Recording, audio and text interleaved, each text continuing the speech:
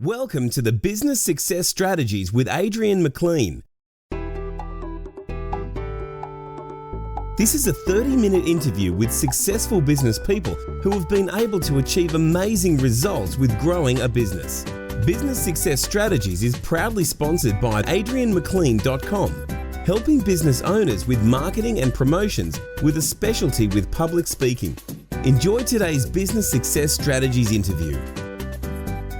Welcome to the Business Success Strategies interview, where we introduce you to successful business professionals who have achieved outstanding results for their clients and built thriving businesses.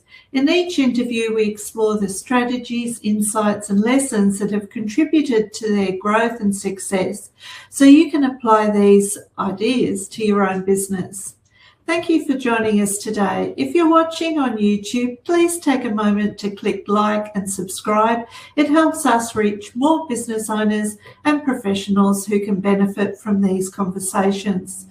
This interview series is proudly sponsored by Amplify Results, helping consultants and coaches, service professionals attract more clients through practical marketing, sales, and business growth strategies. Today, I'm delighted to welcome Alec Tucker to explore AI and the bottom line and how business owners can leverage artificial intelligence to drive efficiency, productivity, and profitability. Alec is the founder of Obiquitech and a technology leader with over 20 years of experience in mobile and software development, having held director-level roles across the UK, South Africa and Australia. He uniquely bridges the gap between deep technical expertise and sharp commercial strategy. An international speaker and global tech contributor, Alec was Australia's very first Xamarin MVP and the first professional in Asia Pacific region to hold dual Xamarin and Microsoft MVP awards. Alec, welcome and thank you for joining us today.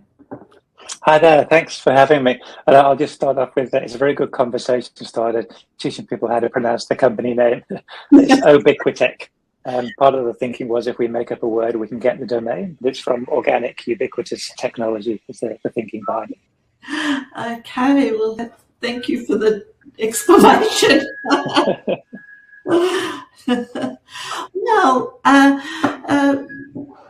Well, let's get started.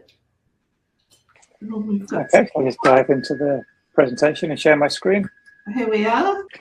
Thanks for that introduction, Adrienne. And great to get involved with this webinar series. It looks like a really good initiative, and it's always great to be part of a community of peers that share knowledge and let us all help each other. So that's what my company aims to do using AI. I can pretty much skip this after that nice introduction from Adrienne, and we'll get straight into the meat. So I'll start off by with a little quick introduction on the changing landscape. So anyone who's had any kind of look at AI, which is most likely all of us now, will know that it moves incredibly quickly. When I put this slide together, I actually had to check that it was as long ago as 2023 that we first started using ChatGPT, and actually it was end of 22 it was launched. And back then we'd just try some random prompts, we'd do some experiments, not really in a very structured way. My very first experiment with ChatGPT was asking it to draft a contract.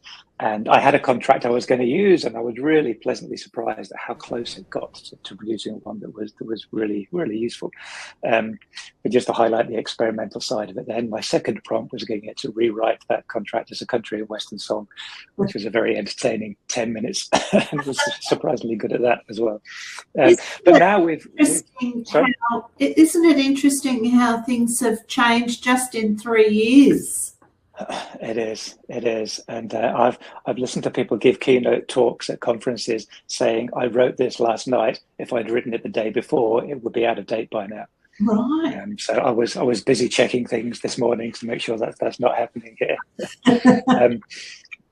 But yeah, the evolution now, Microsoft are calling it frontier companies or frontier AI companies, people that are really using it productively. And it's now switched to not just asking questions when it's needed, but actually making it part of your operational processes. Claude, for example, has now launched a version for small to medium businesses specifically for them that comes with some built-in workflows that could be suitable. Mm-hmm. So in looking at how we can use it effectively, I'll cover a couple of different areas. I'll look at some mistakes, look at a bit of a framework for how to approach it, and then traps you can fall into even if you follow that framework. So this slide talks about biggest mistakes. Mistakes is a bit of an exaggeration here because most people start with this: which AI tool should I use? And it's not a bad question, it's a perfectly reasonable question. It's just not the best one to start with because it results in discovering all the different AI tools that there are. And this is just a small selection, and you quickly get into being overwhelmed and trying this one, trying that one, rather than actually coming up with a sound strategy. So the way we approach it is with what I think is a better question. Is take a step back and say, okay, where is my business losing money, losing time, having challenges with knowledge sharing, and losing or missing opportunities? And then we can start putting AI into the specific buckets and getting it to solve specific problems. Just as an example of that, if I said on a video that's going to be watched by who knows how many people over a period of time, if I said, okay, I'm going to give you all the best AI tool. Some of you would take it and create enormous value with it. And some of you would actually not create value, but actually introduce risks into your business. So the difference isn't the tech, it's where you've identified where you want to apply it.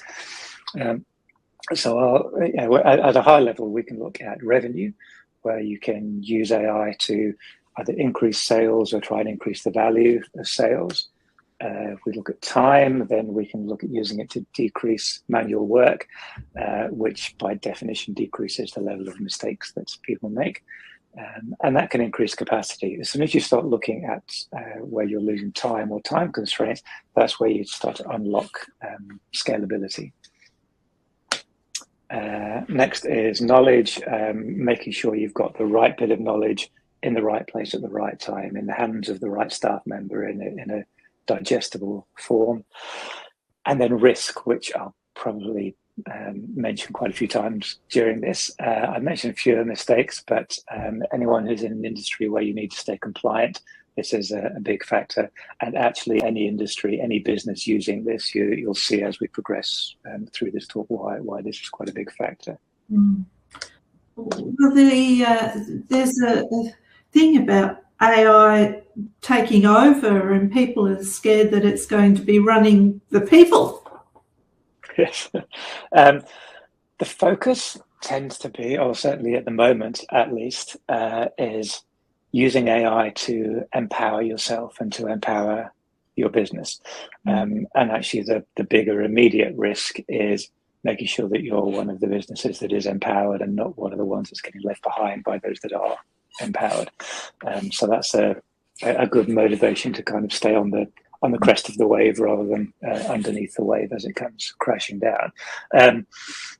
Yeah, there are tasks that it can do that historically people might have done, but the aim is certainly to, basically whatever role you are in, find ways in which you can use this to amplify what you can do, and that really helps you get ahead of the curve. But I was going to go on then to talk a little bit about, elaborate on why some businesses win, and some businesses don't with AI. So over the last, say, 18 months or so, a lot of businesses would have been experimenting with tools like ChatGPT and Claude. And as I mentioned just now, what's interesting is that even those vendors are now identifying that it's not enough to just supply a chatbot anymore. They've got to supply something that will fit into your operational framework.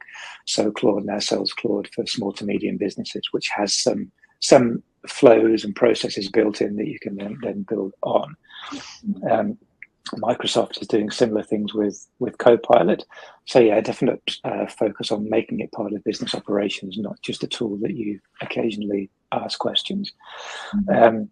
So then the question becomes, if these tools are becoming more powerful and easier to use, why are some businesses seeing results while others aren't getting anywhere? So I kind of group AI users into two categories. And those that I'd call AI tourists, where they don't have a structure in place, they don't have a strategy in place. They're trying lots of different tools. They're thinking, oh, I wonder if AI can help me with this question that I've got right now, and just asking that and ending up in a conversation. Anyone who's done that will know that AI is just as capable of going down a rabbit hole as we are when we're on YouTube and taking you in the wrong direction. But you can get some results here, but if you've got no process, no defined way of measuring success and no governance, then you're limiting the effectiveness that you can have. And we're now moving into where you really want to become an AI operator, where you've got clear business goals before you start the interaction, where you set up some repeatable processes. And this is interesting because AI won't always give you the same results. So I'll dig into this a bit more later, how you can use it to run a repeatable process. And having some measured outcomes so you can define your success, continually improve your success, and have that layer of governance.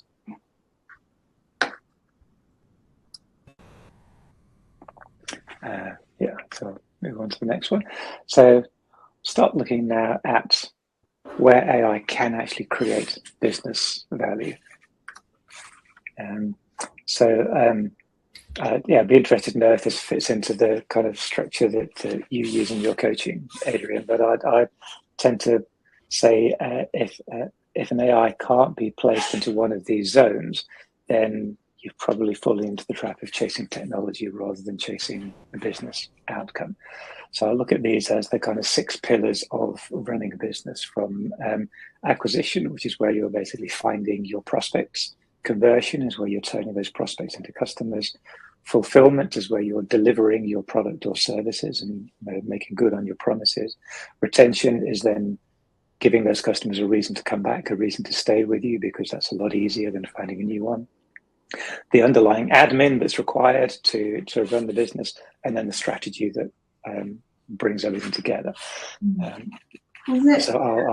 That certainly is are the pillars, aren't they, for running a business? But it's interesting because this AI can certainly help with this, all 6 of these. But there's always going to be a time where person to person is important. Yes, absolutely. And I'll mention a way in which we can even assist with that, but that's obviously more in preparation, making sure you're prepared for a conversation before you go in. But then obviously nothing replaces that authentic conversation and that connection that we get with people. That it makes everything more efficient. Yes, it makes you better at what you do. So my plan is to spend a couple of minutes just giving some examples in each of these areas. So often when people think about using AI in business, this is the first area they think of: content creation, search visibility. I mentioned SEO there, search engine optimization. I view this as you have to have an old McDonald approach to this now, because it's now AIEO.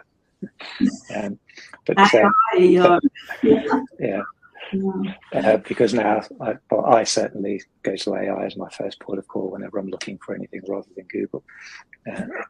Now, excuse me. I mean, AI can certainly help create content faster. It can help with blog articles, social media posts, newsletters, website content, any kind of marketing material, right from, say, spending half an hour in a chat conversation producing a detailed document containing a lot of thoughts, like a brain dump, and then doing something where you can then feed that document back into it and say, okay, write me 10 daily LinkedIn posts and a supporting blog article and a white paper I can use as a lead magnet, and create a script for a video that I can use an AI clone to read out for some Facebook Reels, all generated from this one document. So that can very much be condensed now, as well as planning marketing campaigns.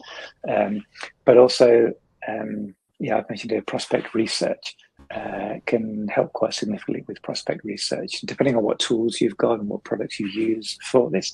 But right down to just before a sales call or meeting, you can have it run and gather all publicly available information about a prospect, or just pull relevant information from your CRM to remind you of the last conversation. So you're walking into a meeting fully prepared, which can make a good difference. Can I just say, with respect to all this, it seems like we're only limited by the amount of imagination we have. So whatever we're wanting to do, we can get the support from AI to do it. Yes, 100%. As soon as you start looking for things in this focused way, you'll find you've got more opportunities than you can shake a stick at. And the next thing becomes the measuring and the prioritizing of those. Which is why we start out by looking at the business first, rather than jumping straight into the tech and what can the tech do, but rather use the angle of, okay, what does your business need? Fantastic. So then the next one, conversion. This is interesting. We often find people will focus heavily on generating leads, and I've fallen into this trap myself. You think, okay, I've just got to generate leads and then the business will come. And then you generate the leads and then suddenly you've got to properly do something with the leads and make sure you're actually communicating with all the people that you've now made contact with and not leaving anybody in the wing. So AI can again assist with qualifying those leads, which ones are worth putting into which of the kind of sales funnels that you've got, which ones are worth the repeated connection, and which ones are close to making a decision. Help identify the information that they need in order to get them to make a decision. And even you can even go as far as put together like standard operating procedure documents for handling objections with common objections and your reasoned responses to them. Not so you can try and talk people into something that they don't really need, but so you can accurately qualify people and find out, okay, this is someone that does actually need this service that we use, rather than this is someone who's actually good and we can save each other some time and call it quits. It's interesting, this discovery and qualification. How would AI be able to do that without it can't be in the business owner's head? So how does it do that qualification step? Well, some of that will be doing some research on best practices in the vertical markets of the business that you're talking to, enabling you to ask them some really targeted questions.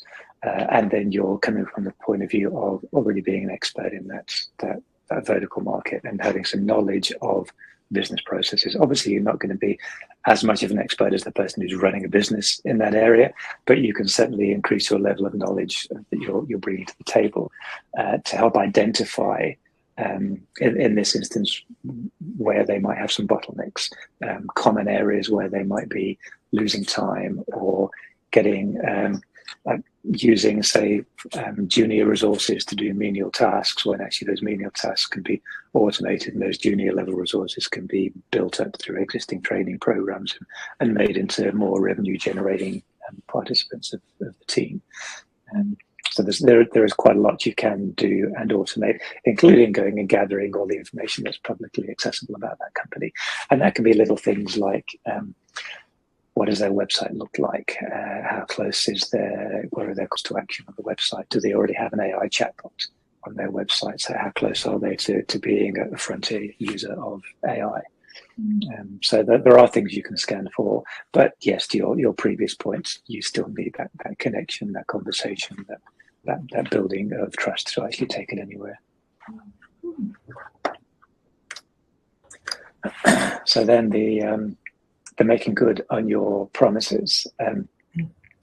This is often the meat of AI, and the part that is You can use chatbots and the chat interface for this, but this is more where you get into operational processes and automating things, bringing in some workflow automation, and reducing repetitive manual tasks and increasing the efficiency of handoffs between staff, making sure the right knowledge is in the right place at the right time. So a key question I encourage businesses to ask as part of this stage is, where are we spending time repeatedly doing work that could be streamlined or more supported or automated? Because every minute saved in fulfillment is a minute that can be spent creating value elsewhere in the business. So in a lot of circumstances, this is where AI starts to move from being interesting to being genuinely profitable. Yeah. And this is where it's actually a bit easier to measure success here, which is one of the reasons this often gets focused. But it is important to measure success in all the areas. Well, we're experiencing the customer support already with the chats. That's quite integrated now. Knowledge access is understandable, and workflow, it's we're seeing that too. Yeah, I've got a nice example of knowledge access in a few slides' time. Actually, I'll come back to that. Terrific. So then retention. Any marketing person will tell you, and if marketing people watch this, I hope you won't disagree if I'm saying this. It's a lot cheaper to sell to an existing customer than it is to find a brand new customer.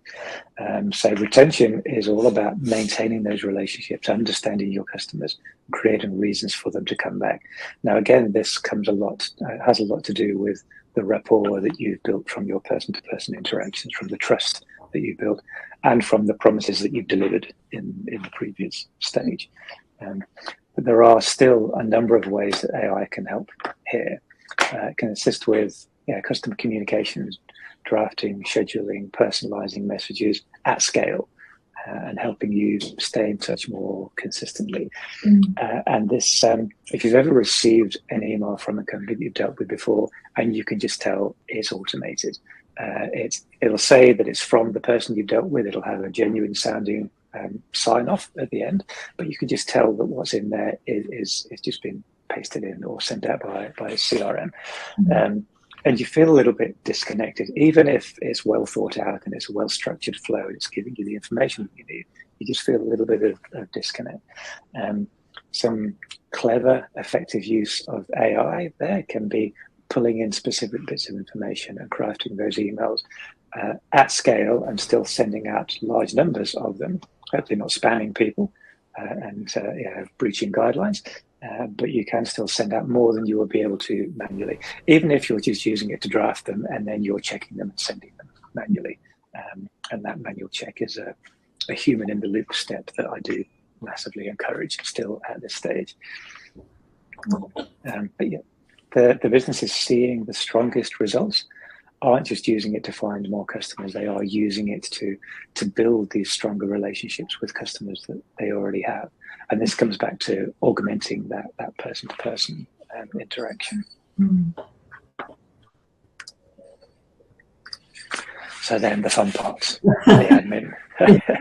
The businesses that succeed don't become more profitable because they do more admin. They become more profitable because they spend less time on admin, but it still needs to be done, and it still needs to be done well. But this is often an area where AI provides some of the fastest productivity gains because it can remove the low value work and allow the people that were doing it to then focus on the higher value work and generating revenue and having more impact on the business. It can be used to...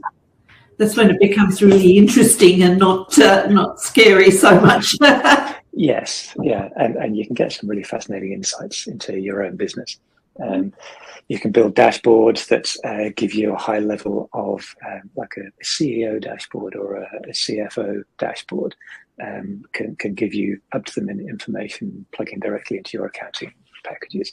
In fact, one of the things that we offer is the ability to set up an AI board of directors where you have one agent for each of the C-suite roles, and they can have meetings and generate notes and produce strategies, and that gets very interesting very quickly. Most people have probably tried using it for meeting productivity, taking notes during meetings, giving summaries, creating follow-ups. That can even be taken a step further these days if you've created a custom agent, for example, that you can take a transcript of a meeting, feed that into this custom agent. They can then produce a predefined structured report to send out to that client based on the contents. There are lots of, each day there are more steps that you can bring in automation. Still, I'll say again, with that human in the loop check at the end, just before you put it in front of a client. There's routine office work, document creation, policy creation, things like AI usage policies, and standard operating procedures that it can help with. That bottom one, policy and compliance, I'll say hopefully no one that's listening to this has had to go through the unpleasant process of making a claim on their cyber insurance.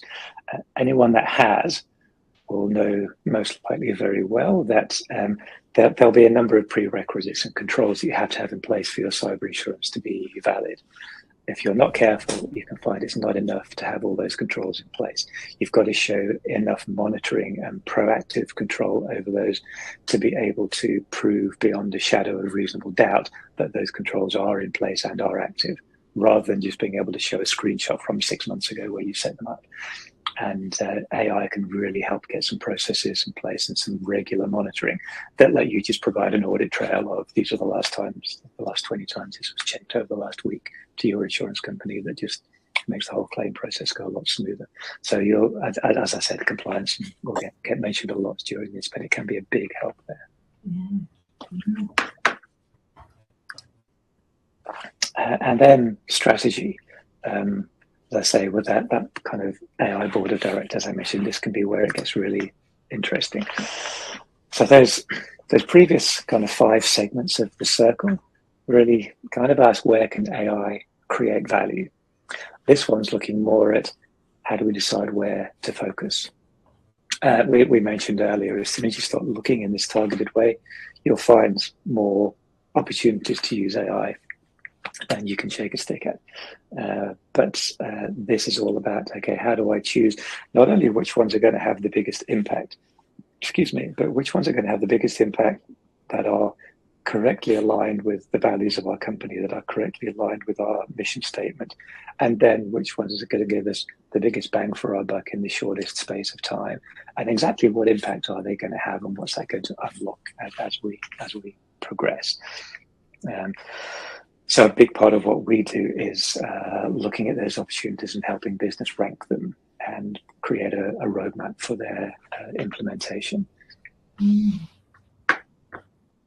Most of us are implementing AI from the bottom up, so to speak. So we're testing out different things, whereas what you're demonstrating is that really we should start at the top and look downwards. Is that what you're... Exactly. Yeah, exactly. And I'll mention, that's a really well-timed comment, because I'm now moving into 4, I call them traps that you can fall into. So yeah, if you've tried AI and it feels like it's been a failure, hopefully it's not been a tangible failure, it's just been something where you didn't get as much benefit as you were hoping. You might fall into one of these 4 areas. And the first is very common in the tech space. It's always been there. And that's just shiny object syndrome, chasing the latest tech. My background is in programming from years ago, and you'd always find people who jump from one language to the next, rather than actually becoming an expert in one. Every week there's a new AI tool, there's a new announcement, a new capability, and you promise that this one is going to really change everything. And then within the last handful of days, we've had a new announcement from Anthropic about Claude, Fable, and then a couple of days later, actually that gets yanked back from us. There's a lot happening to keep up with. And business is going to end up constantly chasing the next tool rather than focusing on the underlying business problem that they're trying to solve. And that kind of leads into tool collecting. I've seen companies paying for ChatGPT and Claude and Copilot and Gemini and Perplexity and even some more specialist tools. But no one can clearly explain what value they're getting from each one. No one's consolidated an overall strategy and process map for what they're doing. So having more tools doesn't necessarily create the better outcomes. And that goes to apps as well, and Yes. memberships, and there's a whole myriad of things that we can sign up to on a monthly basis. Yeah, absolutely. In fact, one of the things we do on the just general IT management side of the business is a regular audit of how many licenses you've got and which ones are you still using, which ones don't you need anymore. The third trap is I call DIY everything. And that's kind of specific to this audience, because business owners, by and large, are smart people. That's how they got to where they are. That's why they're doing what they do. And but the danger there is you can end up spending hundreds of hours trying to become an AI expert when those hours could have been spent serving customers, improving your business, growing revenue. Now, obviously, there's absolutely value in understanding AI, of course. But there's also value in recognizing when specialist expertise can really help accelerate the journey. And there's value in letting someone else invest all that time in keeping up with what's happening in the world of AI. And then finally, and I kind of want to apologize for it being a recurring theme, but then I shouldn't apologize because it is critical, and that's ignoring governance. This is, I think, the biggest risk that we're seeing now. So there's some questions to ask yourselves as you're listening. Have you used ChatGPT or Claude or Gemini or Copilot? Just replace that with whichever one you have used. I now ask, does your business have a written policy covering how staff should be using AI? So a lot of business have people using AI tools every day, but little or no guidance around what information can be shared, which tools are approved for use, how outputs should be reviewed before they're relied upon for any decision making or before they get in front of customers, what controls should be in place. So we see a lot of what we call shadow AI, which is where maybe management of the company have approved certain tools and not others, or maybe they haven't actually approved any and they think AI is not being used in your business. Meanwhile, your staff most of the time are going to be using it. And if you don't have approved tools in place, they'll be using their own free accounts with tools that you haven't approved, where you've got no visibility of the intellectual property or potentially customer identifying information that's being shared with these tools, and no governance around that or understanding of the risks involved. So that doesn't mean that AI is inherently dangerous. It just means it does need to be treated like any other business activity. Now, because this comes up so often, we've actually produced practical guides covering safe use of ChatGPT and Claude in a business environment. And I'll have a QR code on the last slide. I think if anybody wants to scan that, you can request that and it'll just get automatically emailed out to you. But even if that's the only thing you take from this presentation, I would strongly encourage you to do that, because there are some nuggets of information in there that are easily missed. But the good news is, sorry, Karen. It's always been a big question for me around how much is all right to share on AI, and where does it go? Is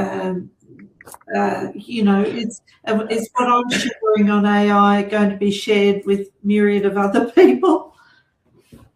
The answer is possibly.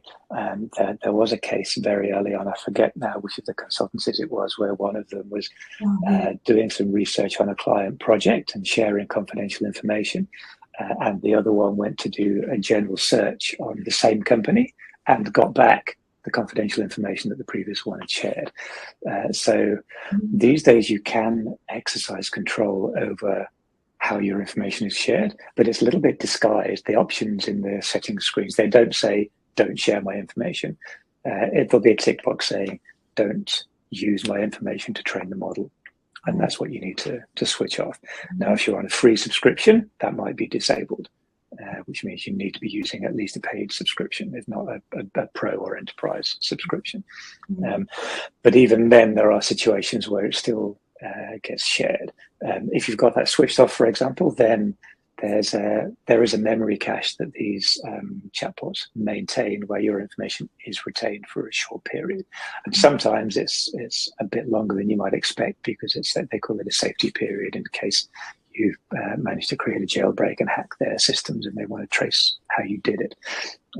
But there's also little things like even if you've got, let's say, ChatGPT or Claude are the two we use most commonly.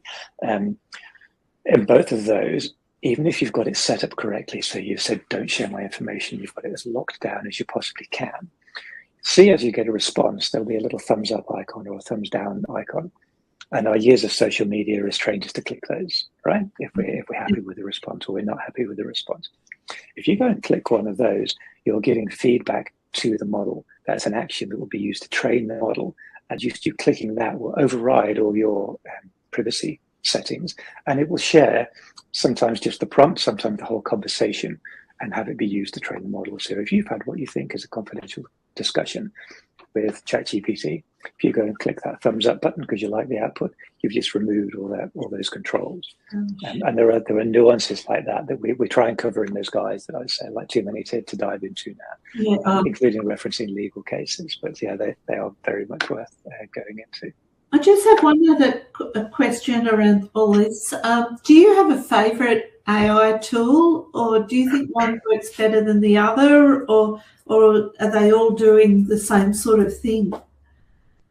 So this is one that I get asked quite a lot, and there was a time when I would say, well, actually, ChatGPT is great at this, it's not great at images.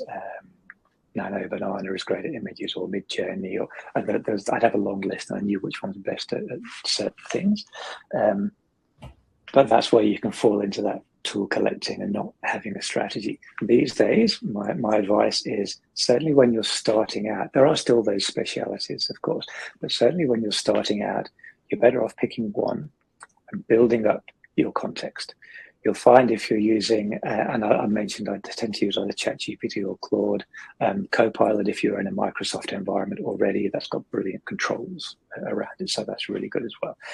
But if you use the same one and you have multiple conversations over a period of a few weeks or a couple of months, you'll find that you can ask a question about a particular subject and it'll respond and say, well, this is your answer, but based on what I know about your business and your values and your mission statement and the tone of writing that you personally usually use, I'd actually frame the response more with this kind of angle. So I've had times when I've asked for a summary of some cybersecurity products available on a website, and the response has been exactly what I've asked for.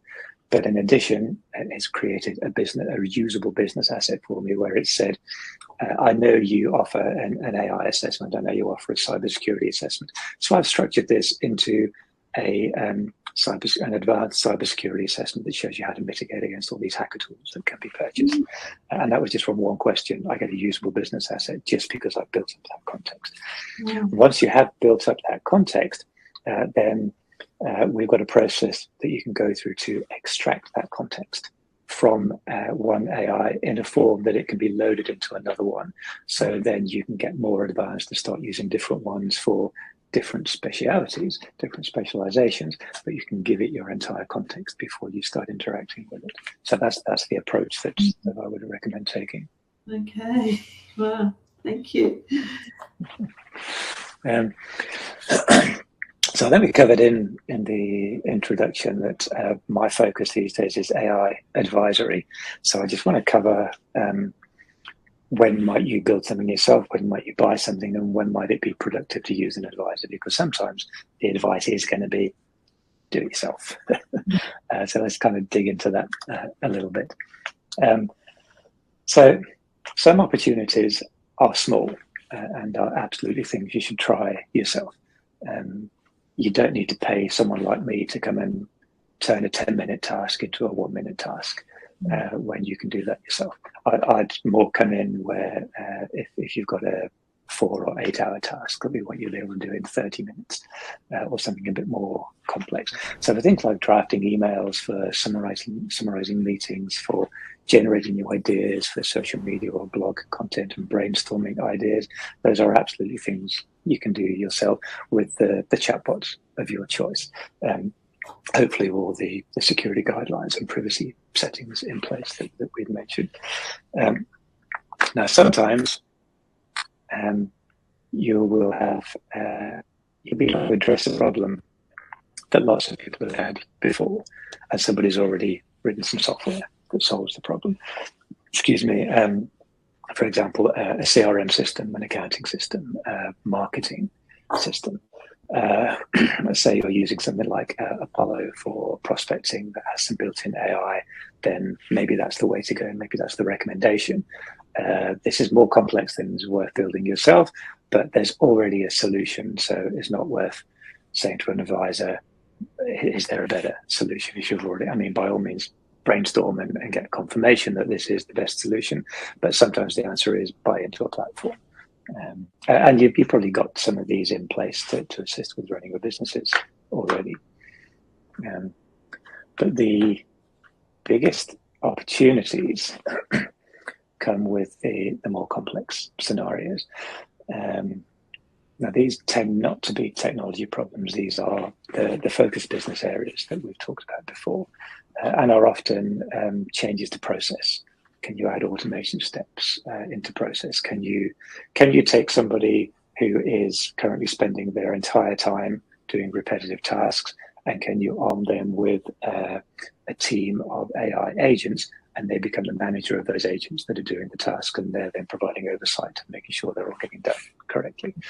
Can you accurately identify all the opportunities and prioritize them so you know which ones are going to have the biggest impact on your business? And there's an analogy I quite like that kind of summarizes the two extremes of this. And that's, you don't hire a builder to hang a picture on the wall in your lounge because you can do it yourself. But equally, you don't try and build your own house because you've watched a couple of tutorials on YouTube. Now, obviously, there's a kind of various points on that scale, but there's value in each of those three classifications, if you like. And it all depends on the problem that you're trying to solve, which depends on identifying it accurately. I mentioned a real-world example earlier on knowledge and making sure knowledge is available. So we had a client that had it was actually a SharePoint document library with a lot of documents in there, like I think hundreds of documents. And these documents were very, very detailed, containing a lot of intellectual property of the company. So first of all, we'd helped to make sure that document library was properly locked down. Access was tightly controlled. Access from external parties, which was required, was only permitted if they were not only invited, but they met all the security requirements before they were allowed in. So that was already in place, but it was critical that that control stay in place. But they had then people coming in and wanting to know if certain bits of information were covered somewhere in this massive library of documents. And that meant they would have to spend time looking through the structure, guessing the contents from the names, going into the documents, doing searches, maybe doing a more high-level advanced search through documents in the SharePoint library. But all that would depend on them using the right words, using the right phrases in their search to find the information. So that was a time-consuming task. Okay. So what they have now is because this is on the Microsoft platform, it's a Copilot-derived agent, but an agent setup that is tightly scoped to the correct folder within that document library. It's confirmed not to have access to anything outside that document library. It doesn't have access to the rest of their business information. But that provides a chat interface so that people that genuinely have access to that library can now have access to the chat interface, and they can just say, looking at all the documents in this library, is the following topic covered? Please give me a summary, looking at all the documents, and also tell me which documents is in so I can go and check for myself. So suddenly where they might have had to go and spend a couple of hours searching for something, and if it wasn't there, they'd have to search exhaustively to prove it wasn't there. Now they can go and spend 10 seconds asking a smart assistant a question. So that's an example of solving a real world problem, but it's also one that absolutely had to be solved in a secure way, not only to make sure only the right people had access to that functionality, but also at the other side of that functionality only has access to the right subset of information.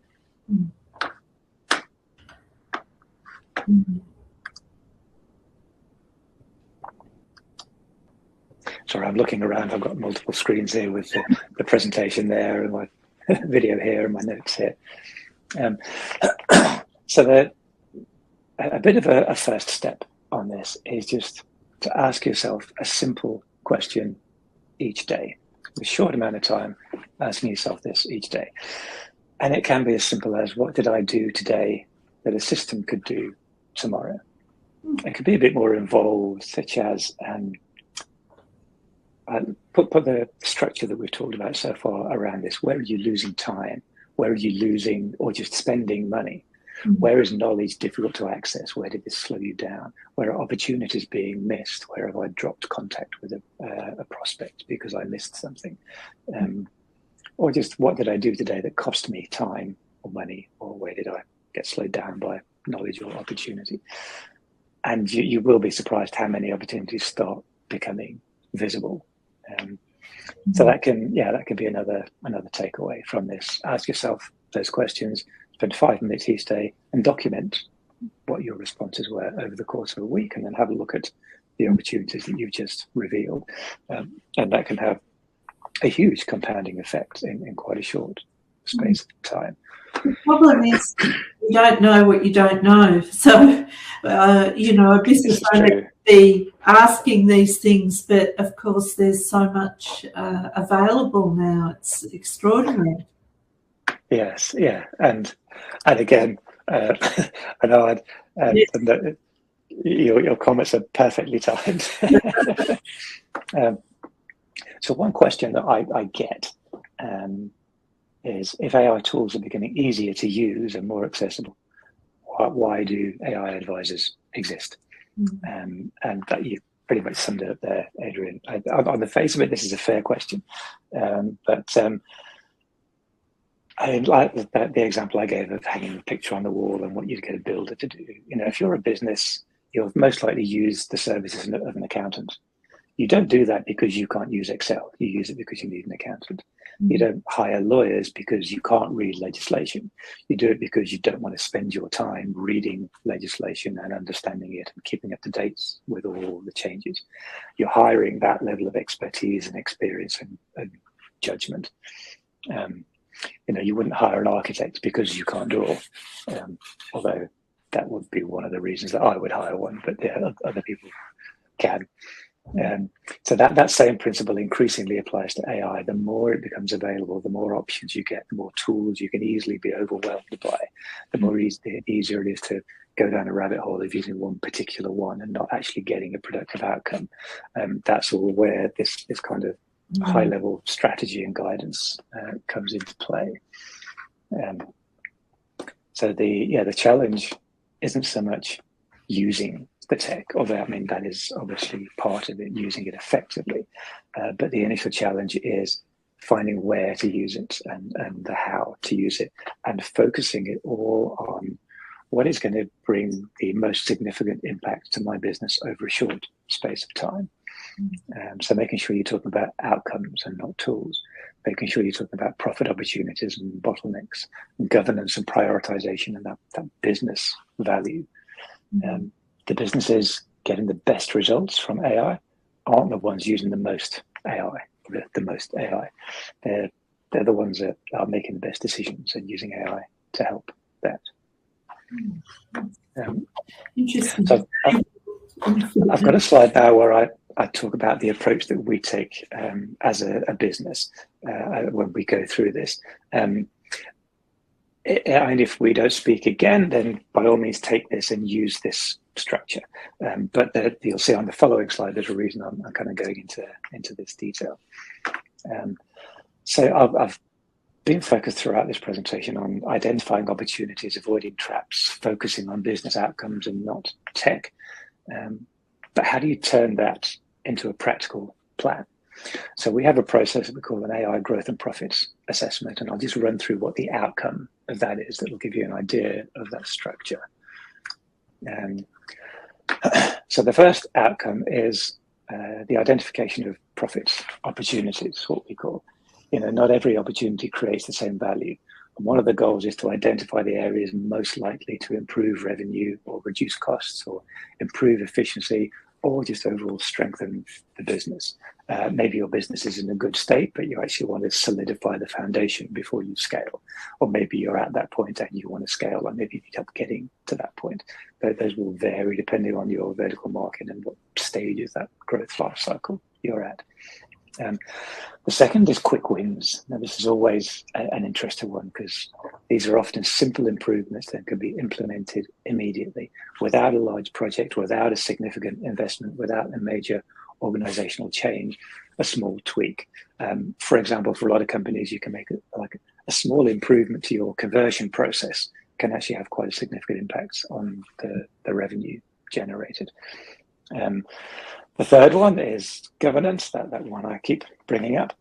As I've mentioned, adopting AI safely is just about as important as adopting it effectively. We look at potential risk, we look at controls and governance considerations that should be addressed. We do have times where this section actually reveals some more basic cybersecurity hygiene that you need to get in place. And if that's the case, that gets included in the output of this assessment. The fourth then is the prioritization. Taking all that into account with where you are, identifying the value of each opportunity, what's the prioritized roadmap, where are you going to get the biggest bang for your buck, and then moving on from that. So you've got the quick wins, the prioritized roadmap, we turn that into a solidified 30-day action plan, and that followed by a longer-term strategy. So implementing AI, as I'm sure is obvious, is not a one-off project. The tech evolves rapidly, and you'll need a way to continually evaluate new opportunities, to continually refine what you're doing with it. Now, the aim of this, now this is normally a paid engagement, but I'll come to the next slide in a second. But the aim of that is not to produce a report, it's to give tangible output that you could take, and if you want to take a DIY approach, you could take that and absolutely do it yourself. You could take it and get somebody else to implement it for you, or you could come back to us and say, okay, well, give us a hand implementing this. What do you recommend here? We can kind of engage further. The challenge is usually not finding a single opportunity, is knowing which ones to pursue.